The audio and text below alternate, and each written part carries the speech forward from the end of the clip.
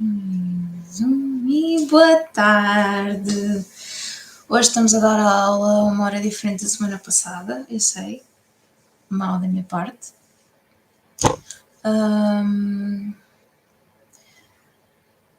Então, digam aí, como é que estão? De onde é que são? Quem é que me está a ver? Como é que está o tempo por aí? Por aqui só se ouve trovejar, trovoada e chuva nada. É o que a gente tem aqui. Então, a aula da semana passada foi sobre dar de comer à mão. Foi muito interessante, tive uma boa participação das pessoas, gostei muito. Esqueci-me de falar de um ponto importante nessa aula, que é quando damos de comer a um animal que não nos pertence, nós não sabemos as tolerâncias nutricionais desse animal. Podemos estar a causar algum tipo de alergia, ou dependendo da espécie do alimento, até podemos estar a matar esse animal. Por isso, não deem de comer assim de qualquer maneira a animais, principalmente animais que não vos pertençam. É a conclusão da nossa aula anterior. Quem é novo aqui? Para quem é novo aqui, o meu nome é Elisa Beirão, eu sou a criadora da Ecosarmonia, sou a coach e desde pequena gosto muito de animais e cavalos e queria ser monitora e veterinária. Então tenho formações em técnica de gestão equina e educadora equina também. Comecei a minha jornada equestre, como a maior parte das pessoas, nos centros hípicos, com a equitação clássica desportiva. Fiz uma secundária em técnica de gestão equina, que começou a correr mal, durante o meu curso começou a correr mal. Comecei a ter algumas dificuldades e comecei-me a sentir mal com o ambiente e com as coisas que fazia. Tinha brigas com cavalos, tinha cavalos a fugir, a deitarem-me fora, a porem-se em pé, 30 por uma linha e eu não percebi porquê. E algum de vocês aí já vos aconteceu alguma destas situações? Sim, comenta o vídeo. Comecei a ter também dores físicas, tive um esgotamento nervoso e entrei em depressão. Foi uma altura complicada para mim, em termos emocionais também.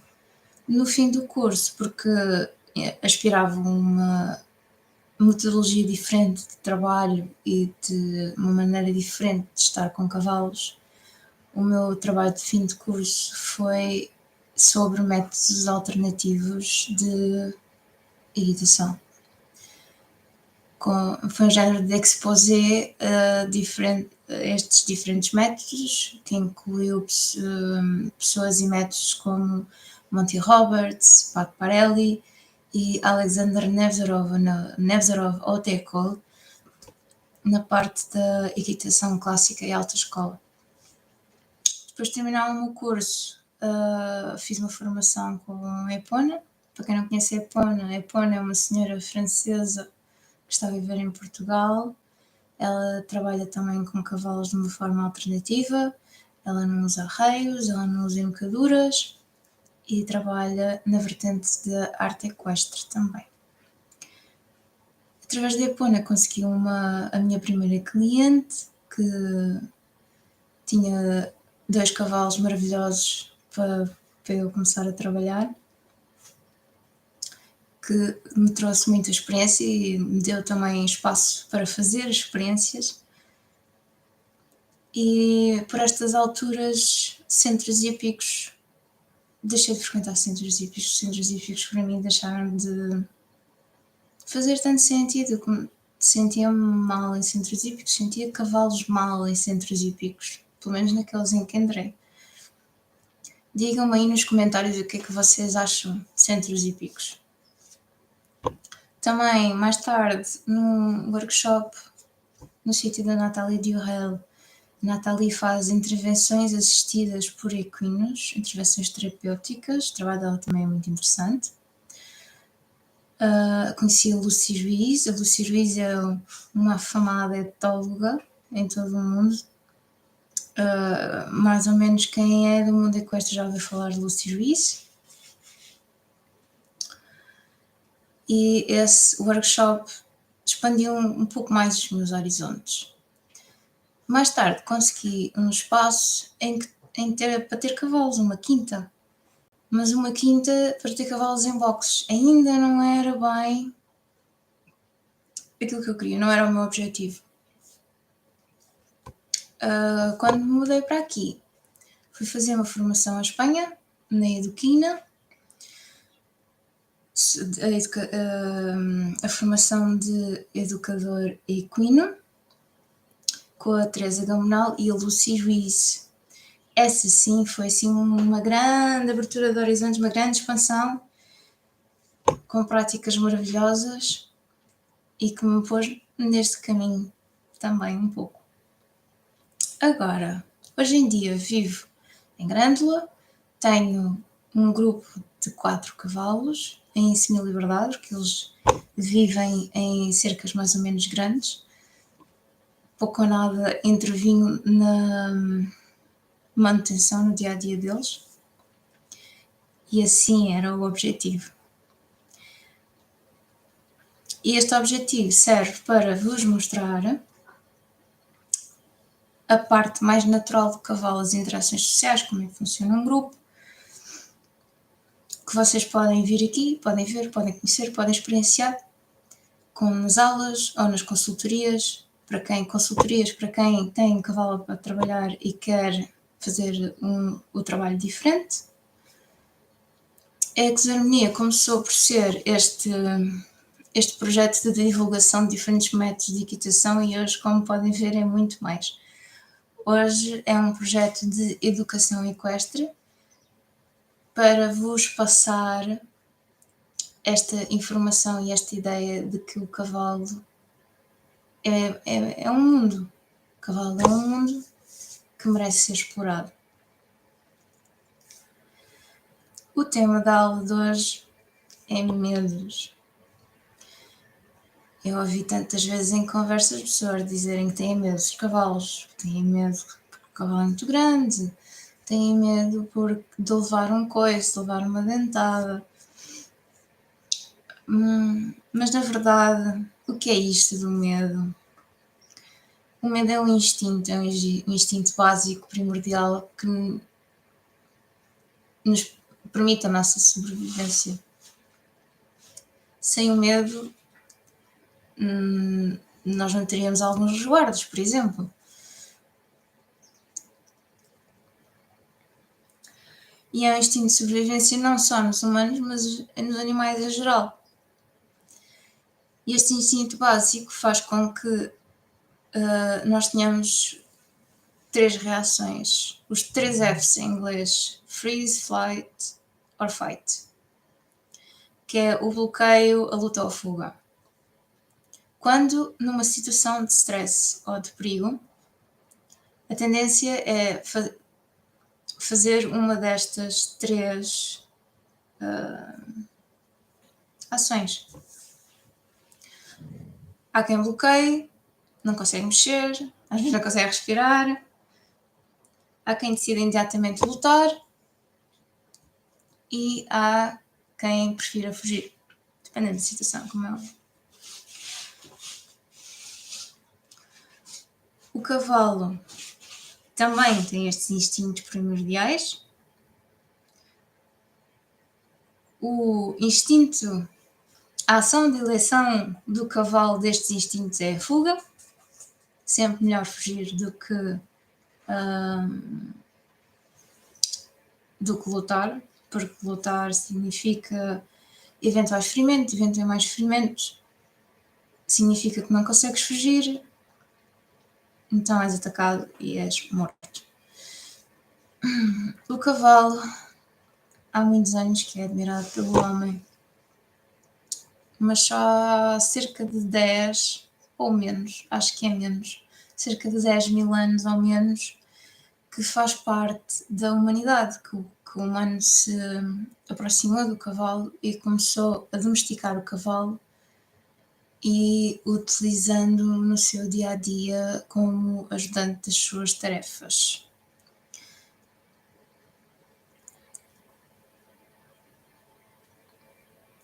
Na sua evolução, o cavalo tem vindo a crescer bastante,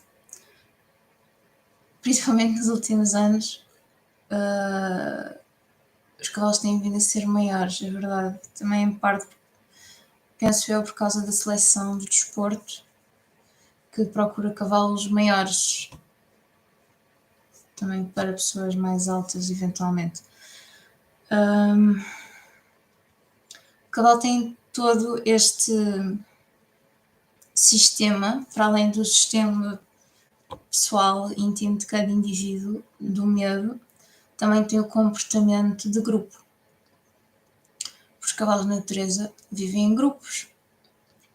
Temos os grupos mais comuns de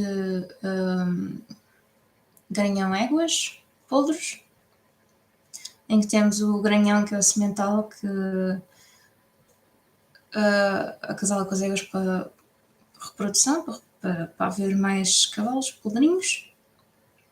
E temos grupos de jovens também. Os grupos de jovens são aqueles jovens que, quando atingem a maturidade sexual, são expulsos do grupo em questão porque machos nesses grupos são competição para o pai.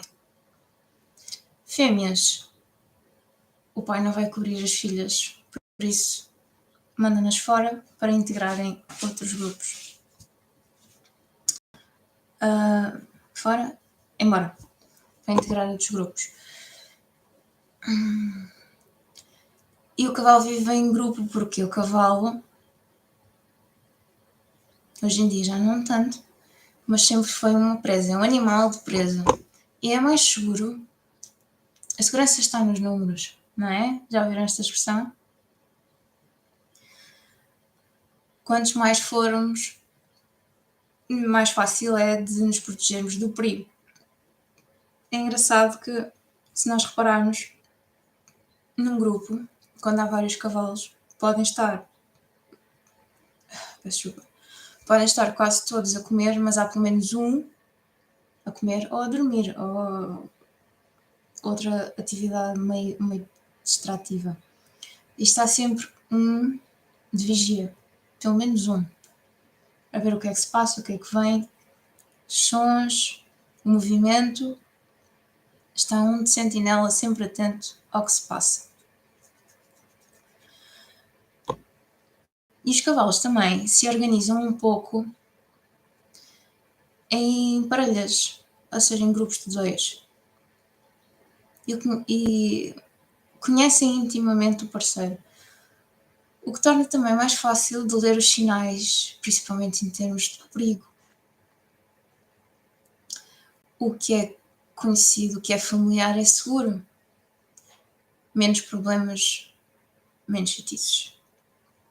Eu estava a falar também do cavalo, porque o cavalo, há muitos milhares de anos atrás, era uma coisa pequenina, era uma coisa, acho que era entre 60 e 80 centímetros do chão, e hoje em dia temos cavalos com 2 metros ao garrote, se for preciso, quase.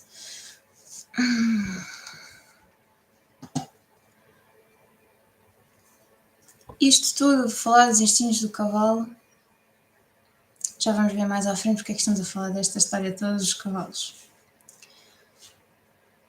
O medo nos humanos não é muito diferente, porque nós também temos estes instintos. Temos o instinto de bloqueio, temos o instinto de fuga, o instinto de luta, perante situações de perigo e perante os nossos medos. Nós também fomos presas, caçadores-presas, e este medo era bastante útil para nos mantermos vivos, para podermos fugir de animais como o tigre de dentes de sabre, por exemplo.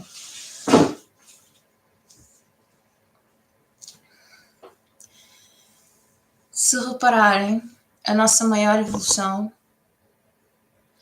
nos não sei quantos mil anos existe o homem, mas o nosso maior período de evolução, mais rápida, tem sido mais ou menos os últimos 10 mil anos. Que foi exatamente quando nós integramos animais de maior porte na nossa vida, no nosso dia a dia. Animais de grande porte como o cavalo. O cavalo passou a ser a nossa ferramenta agrícola. O cavalo passou a ser nosso meio de transporte. Todo este desenvolvimento tecnológico que a gente tem em parte a ver com o cavalo também. O cavalo transportou-nos literalmente nas suas costas até aqui. Nós fomos para a guerra de cavalo. Eles lutaram connosco, eles carregaram-nos para as lutas, para as defesas dos territórios, umas mais tolas do que outras, mas eles levaram-nos. E morreram muitos também por essas guerras e por esses territórios. Uma coisa é verdade. As nossas vidas mudaram e mudaram muito. Seja de há pouco tempo para trás, seja de há milhares de anos para trás. As nossas vidas mudaram. Recentemente, então, o ritmo mudou muito, ficou muito mais acelerado, mas os nossos instintos primordiais não mudaram, continuam a ser os mesmos. Nós continuamos a sentir o medo, mas nós sentimos o medo hoje em dia de outras formas. Nós sentimos os medos em relação à casa, às relações, ao dinheiro, ao trabalho. Todas essas coisas que nos criam stress, aumentam o nosso cortisol, vêm desse medo primordial que nós temos. Então, e digam lá que houve também quem já me tivesse dito nos questionários que eu mandei há uns tempos atrás. Digam lá aí nos comentários que medos é que têm em relação a cavalos. Tens algum medo específico em relação a cavalos?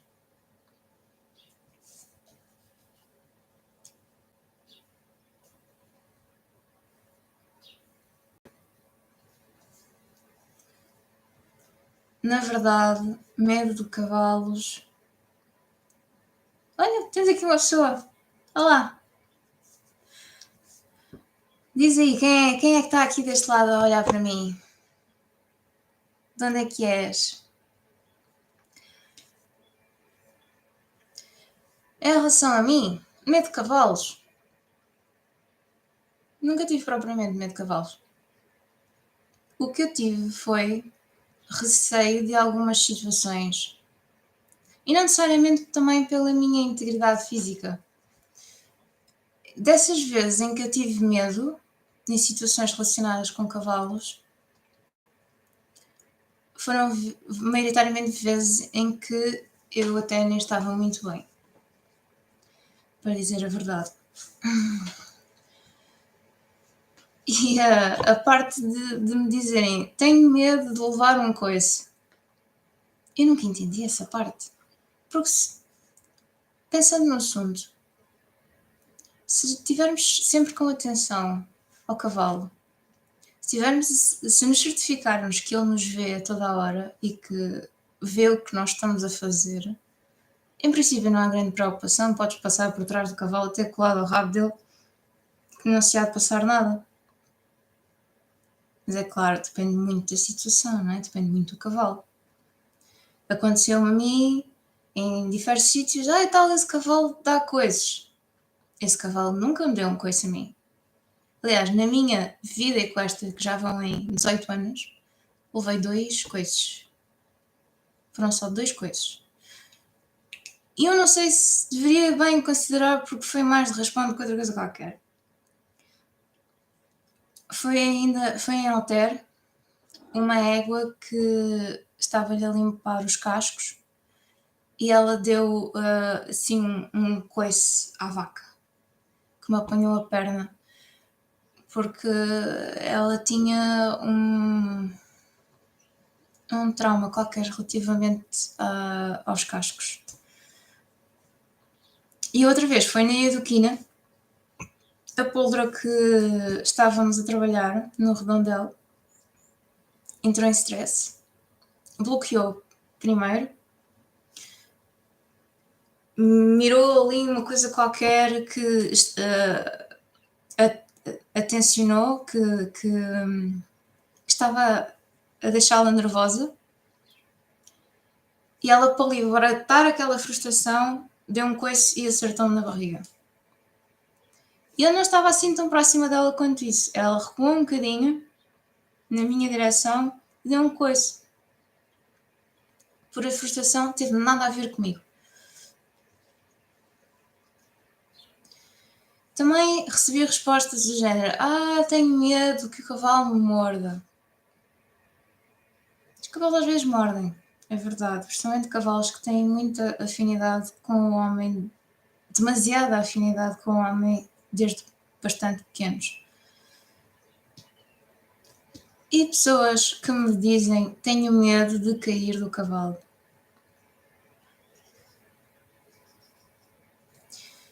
É por causa de coisas como estas que eu achei que era melhor o método da exermenia começar do chão. O trabalho com os cavalos começa do chão. Porque a montaria, para correr bem também, para as pessoas e para os cavalos, é uma coisa que requer preparação tanto do cavalo como da pessoa. Então, se temos medo de cair, vamos fazer uma preparação primeiro e depois é que vamos montar. Mas não, nós fazemos ao contrário.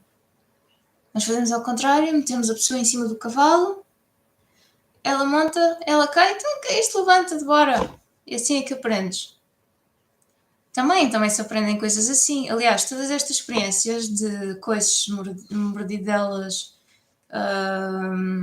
cair do cavalo, também já fui atropelada, inclusive pelos meus. Todas estas coisas são momentos de aprendizagem. E estes momentos de aprendizagem, para mim, fazem da exermenia o que é hoje. Há maneiras diferentes de se fazer a mesma coisa. E a maior parte destas situações que eu passei, se olhar bem para o assunto, na minha memória, eu consigo perceber que estas situações foram causadas por uma de três coisas: ou por ignorância, falta de experiência ou distrações. Tanto minhas como dos meus instrutores. Porque quando se tem um conhecimento mínimo das coisas, quando se ganha mais experiência, a gente vê as coisas a léguas quase, e se estivermos focados, nós também conseguimos ter a atenção ao que é que se está a passar à nossa volta e conseguimos assim evitar algumas chatices.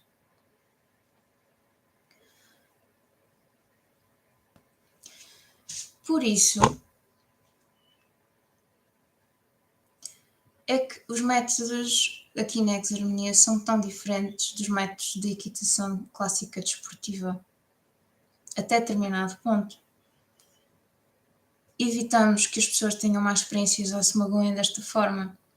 Começam por ter um conhecimento mais abrangente do que é o cavalo, começam a lidar com o cavalo desde o chão, a conhecer todas as expressões, todas as tensões e descontrações, todos os sinais que os cavalos dão de que estão prestes a fazer alguma coisa, de que alguma coisa está prestes a acontecer.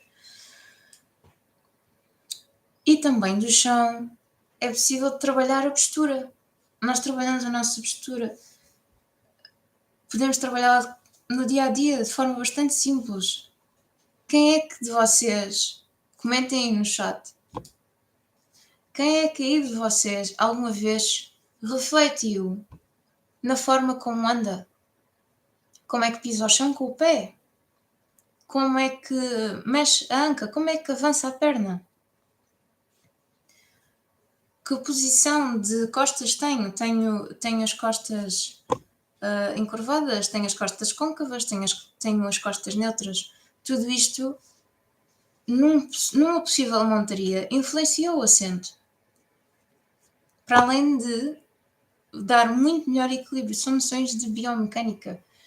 Biomecânica, neste caso, aplicada ao humano, porque o cavalo também tem a biomecânica dele, que também influencia o assento de quem monta. Para quem não sabe, não sabia deste pormenor. Por isso é que às vezes vemos pessoas, não é porque tenham um mau assento, é a biomecânica do cavalo.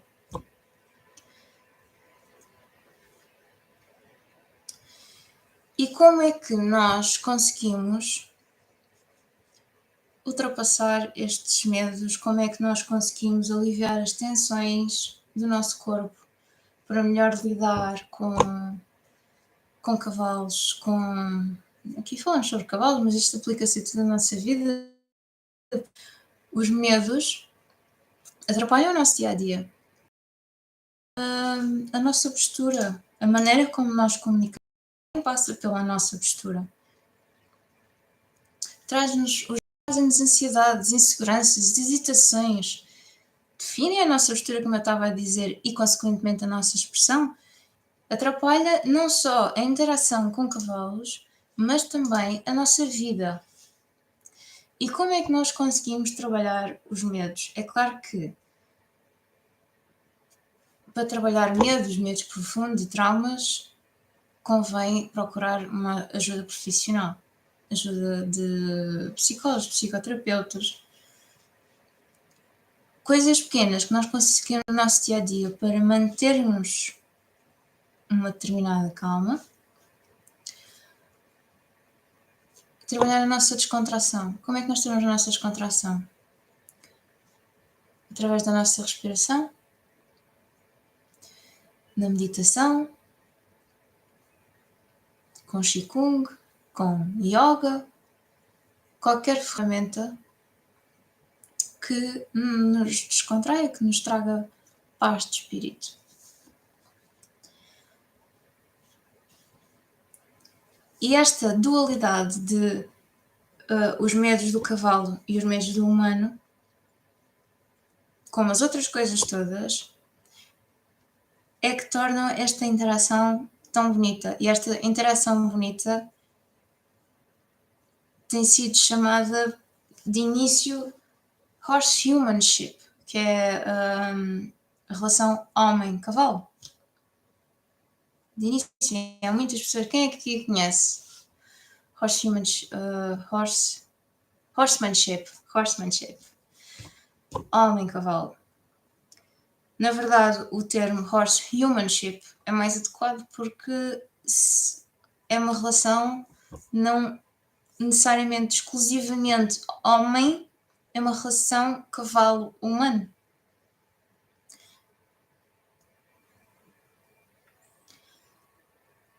E essa é a parte bonita do assunto. É um relacionamento. E também estes medos. Pensa bem nestes medos que tu tens. Porquê é que os tens? Aconteceu alguma coisa? Alguma vez na tua vida que fez com que tu sentisses dessa forma? E o que é que estás disposto a fazer para ultrapassar esse medo? Para te sentires melhor? Para trabalhares melhor com um cavalo? Para teres melhor qualidade de vida?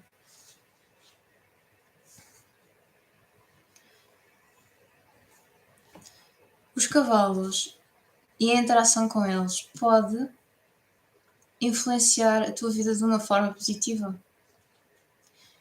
Eles funcionam muitas vezes como espelho. Eles mostram-nos como é que nós nos estamos a sentir.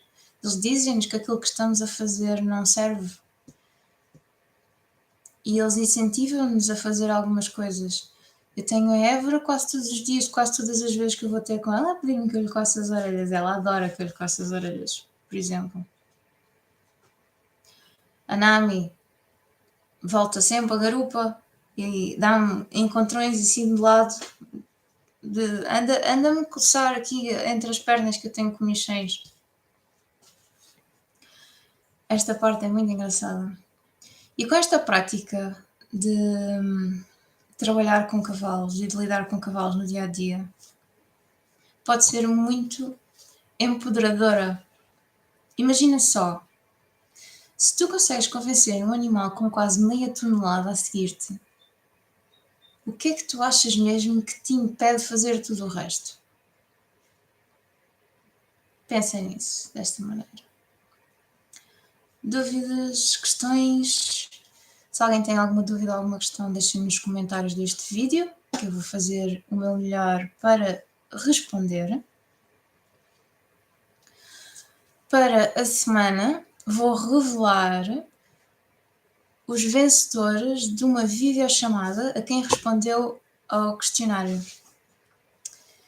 Eu enviei questionários há uns tempos atrás a dizer que te habilitarias a ganhar uma videochamada comigo. Para a semana vou revelar os vencedores dessas videochamadas.